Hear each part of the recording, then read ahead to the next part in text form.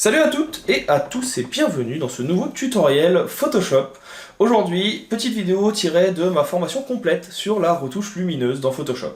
Et on va voir comment, rien qu'avec quelques calques de réglages tels que le niveau, luminosité et contraste, on va pouvoir venir incruster un personnage dans une photo. On va avoir une photo d'une bibliothèque avec une lumière un petit peu orangée et un personnage qui est lui pris sur fond gris. Et on va voir comment on peut faire matcher les deux. De toute façon, si vous avez regardé la vignette, vous l'avez vu dessus. C'est ce qu'on appelle du match color. Il y a énormément de possibilités d'en faire. J'avais déjà fait des vidéos sur le sujet. Vous la retrouverez là ou là. Je ne me souviens jamais de quel côté c'est. Et ça vous permettra donc de pouvoir commencer à apprendre à mélanger vos couleurs pour faire du compositing. Si jamais vous avez des questions, n'hésitez pas. Ce sera avec plaisir que je viendrai y répondre. Vous avez aussi le lien de la formation complète sur la luminosité dans la description. Je vous ai mis un petit code promo pour l'avoir à moins 20% sur tuto.com. Vous pouvez sauter dessus, ça sera avec plaisir. Et puis si la vidéo vous a plu, like, partage, abonnement, tout ce qu'il faut pour que la vidéo décolle un petit peu et puis soit un petit peu visible. Pour ça, c'est votre part du travail, donc je compte sur vous. Dans tous les cas, j'espère que la vidéo vous plaira. Je vous en souhaite un bon visionnage et je vous dis à tout de suite.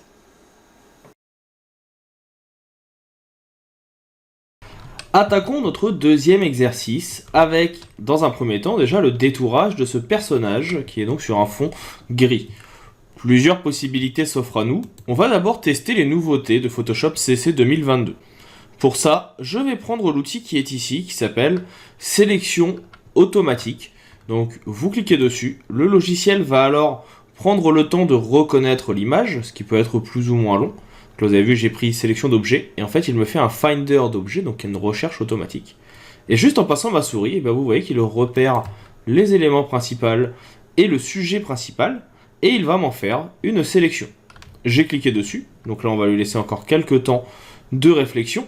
Encore une fois, on est sur de l'algorithmique, c'est de l'algorithme qui va définir si ça fait partie de la sélection ou non. On a une sélection qui est plutôt pas mal. Il va manquer quelques petites choses, je vais prendre mon outil de sélection rapide pour ça. Et je vais juste venir resélectionner ce qui manque. Je ne vais pas ici essayer d'avoir une sélection parfaite, tout simplement parce que ce n'est pas le sujet. On va juste venir faire sélectionner et masquer, qui va me permettre de visualiser si mon détourage n'est pas trop mauvais. J'aime bien pour ma part me mettre en surnoir ou en surblanc. On voit tout de suite s'il y a quelques petits défauts.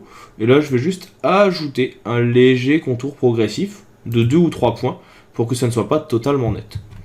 Ça me plaît bien, je vais me mettre ici avec un nouveau calque avec masque de fusion et cliquer sur OK. De cette façon, mon image est détourée. Je fais un petit CTRL-C pour copier le tout et je viens dans mon autre photo faire un CTRL-V pour la coller. Donc là, on voit tout de suite qu'on n'est pas trop mal. Je vais faire un petit CTRL-T pour transformation, faire un clic droit et une symétrie d'axe horizontal. Et là, ce qu'on veut, c'est venir changer déjà la colorimétrie, mais aussi la luminosité.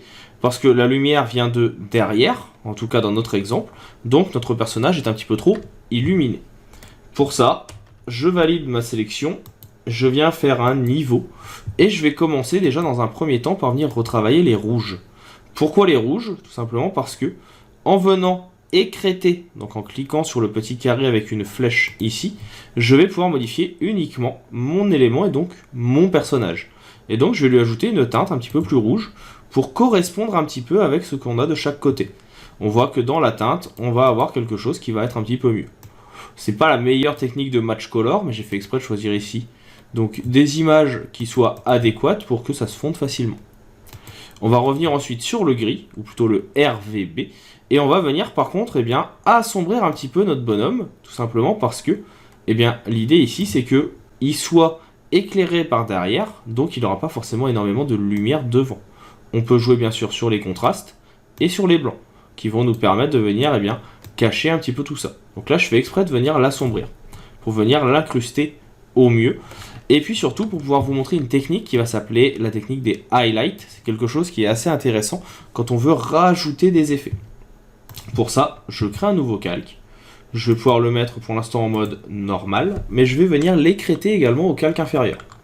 Pour ça, j'appuie sur Alt et je viens cliquer ici.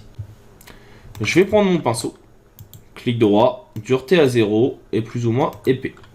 Et je vais appuyer sur la touche Alt pour venir prendre ici ma pipette. Et on va venir chercher, non pas le blanc parfait, ce qu'on veut c'est l'ambiance un petit peu orangée de la photo qu'on va avoir ici. Pourquoi je veux cette couleur? tout simplement parce que c'est ce qui va nous permettre de créer le fameux effet de highlight que je suis en train de mettre ici en place très rapidement, qui est tout simplement eh bien, en fait, le fait que la lumière vienne de derrière et qu'elle vienne éclairer notre personnage comme s'il y avait vraiment de la lueur à l'extérieur par derrière et que ça donnait un petit peu de luminosité sur le devant. Alors vous voyez bien qu'en mode normal, c'est pas forcément adéquat, même si je viens ici baisser un peu l'opacité, ça peut permettre de le faire apparaître, mais c'est pas au mieux. On peut bien sûr venir essayer de jouer avec des modes de fusion, comme on a déjà vu, donc par exemple en lumière tamisée, en incrustation, mais vous remarquez que ce n'est pas toujours parfait, ça marche pas toujours extrêmement bien. Il y a bien sûr d'autres solutions qui peuvent être mises en place. L'autre solution, c'est de venir faire un double clic ici pour ouvrir les options de fusion. Et on va pouvoir venir ici travailler sur les comparaisons. Sur la comparaison sur le calque en question. Si vous venez déplacer, vous voyez qu'il vient regarder ce qu'il y a en dessous et il cache un petit peu le tout, dans un sens ou dans l'autre. Mais si vous appuyez sur la touche Alt en cliquant sur le bouton qui est ici, il se sépare en deux. Et ça vous permet de pouvoir venir rendre beaucoup plus progressif l'effet, pour que ce soit moins fort. De cette façon, on a notre effet de highlight qui va se mettre en place beaucoup plus facilement. Vous pouvez venir le retravailler, parce que là on va partir du principe qu'il y a quand même de la lumière au-dessus, comme s'il y avait un autre lumière. Voilà. Et puis si vous venez maintenant prendre une couleur un peu plus sombre, par exemple un noir un peu plus sombre, on va pouvoir venir le faire également sur un nouveau calque. On va l'écrêter encore une fois.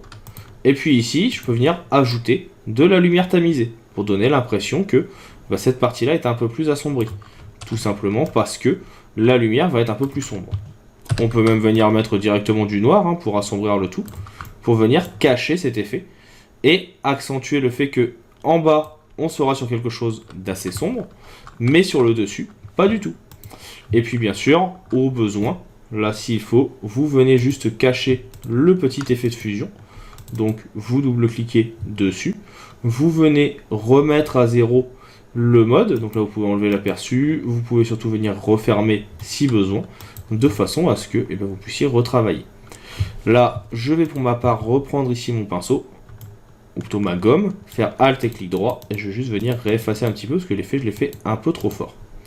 Mais vous voyez que ça permet donc de créer notre effet de luminosité sur le dessus, sur certaines parties.